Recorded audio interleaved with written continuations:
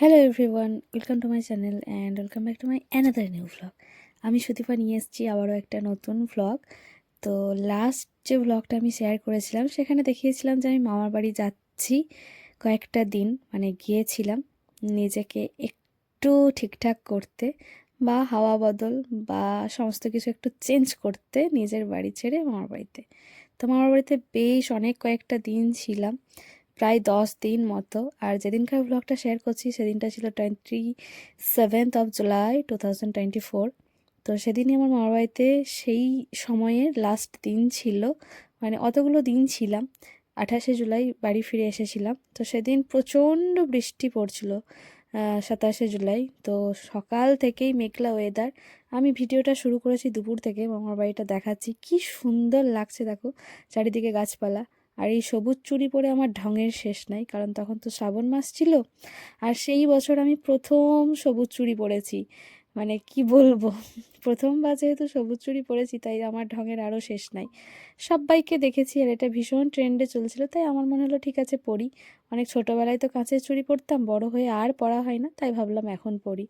আর বৃষ্টিতে গাছগুলো তো ভিজে যেন একদম আনন্দে নাচ করছে, আমার সেটাই মনে হচ্ছে। আর মামার বাড়িতে প্রচুর গাছ আছে, চারিদিকটা সবুজে ভরা, এমনিই সুন্দর লাগে।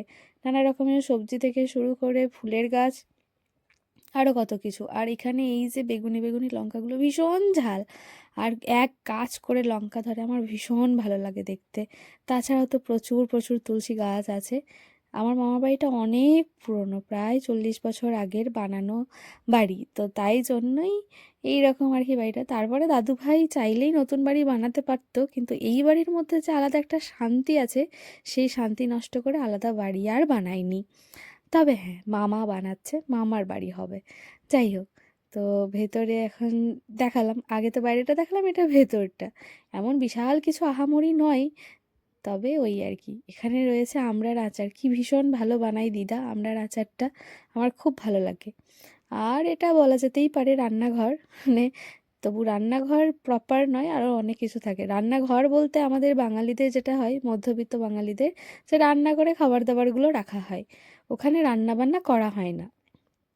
তো এই যে ডিমটা নিচে রাখা ছিল, এটা খোসা সমেত, দিদা আমাকে বলেছিল যে খোসাটা ছাড়িয়ে নিতে। তো তাই জন্যই আমি ডিমটা আনতে গেলাম।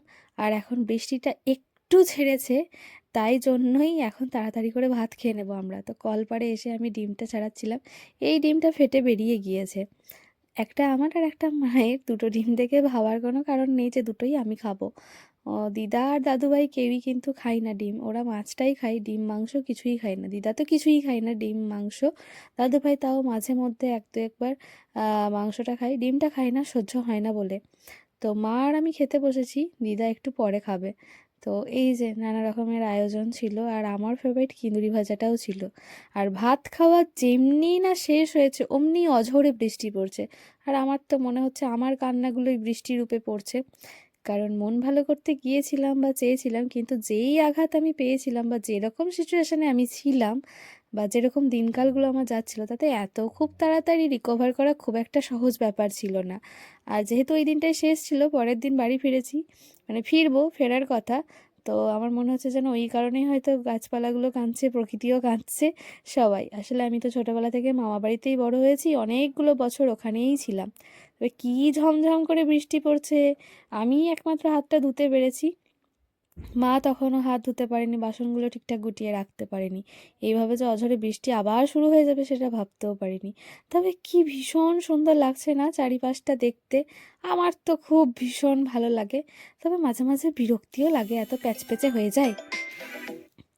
তো যাই হোক, বৃষ্টিতে গাছপালাগুলো তো আনন্দে নাচছে, আর ওদের দেখে আমারও আনন্দে নাচতে ইচ্ছে করছে। আর এটা বিকেলবেলায়, তখন বৃষ্টি থেমে গিয়েছে। দিদার চুলগুলো না মা একটু আঁচড়ে দিচ্ছিল। আর দিদার আসলে পাকা চুল তো, আর দিদার চুল অনেকখানি বড়, যেহেতু পাকা তাই দিদার ওই পাকা চুলগুলোতে না চুলকাই। তো মা ওই জন্য একটু ঘষে ঘষে দিচ্ছিল। আর দিদা যেহেতু খুব বেশি তাড়াতাড়ি শ্যাম্পু করতে পারেন, একটু আধটু ময়লা জমে যায়, তো ওই জন্য একটু আধটু মাথা চুলকায়। তো মা মেয়ের এই খুনসুটি মার্কা বা এই বন্ডিংটা আমি চেষ্টা করলাম রেকর্ড করে রাখতে, পরে কখনো দেখবো। আর এটা রাত্রিবেলায় দাদুভাই খেতে খেতে টিভি দেখছিল। সেদিনটা শনিবার ছিল, টিভিতে তো সারেগামাপা হচ্ছিল। দাদুভাই আর দিদা কিন্তু সারেগামাপা শেষ করে দেখে, তারপর ঘুমাতে যায়। তো খেতে খেতে এইগুলো দেখা হচ্ছিল। আমি একটু স্পিড বাড়িয়ে দিয়েছিলাম ভিডিওটা, তাই জন্য ওরকম মনে হচ্ছে। আর এরপর আমি খেতে বসে গিয়েছি, রুটি, আলু ভাজা আর একটা লঙ্কা নিয়েছি, আর মা একটা মিষ্টি দিয়ে গেল। খুব ভালো লাগে খেতে এই রকমভাবে আলুটা ভেজে দিলে। তো এই ছিল ভিডিও আমার মামার বাড়ির। আহ, অনেকটা মন ভালো, অনেকটা শান্তি নিয়ে বাড়ি ফিরেছি। অনেক কিছু শিখেছি, অনেক কিছু জেনেছি, অনেকজনের কাছ থেকে আমি অ্যাডভাইস নিয়েছি। তো যাই হোক, এই ছিল ভিডিও। তোমাদের কেমন লেগেছে অবশ্যই জানিও। দেখা হবে নতুন কোনো আবার ভ্লগে। তো উম, তোমরা যারা যারা ভিডিওটা দেখছো ইউটিউব থেকে অবশ্যই সাবস্ক্রাইব করে দিও, আর ফেসবুক থেকে দেখলে অবশ্যই ফলো করে দিও। তো চলো আজকের মতো টাটা, দেখা হবে নতুন কোনো ভ্লগে, নতুন কোনো ভিডিওতে। রাধে রাধে।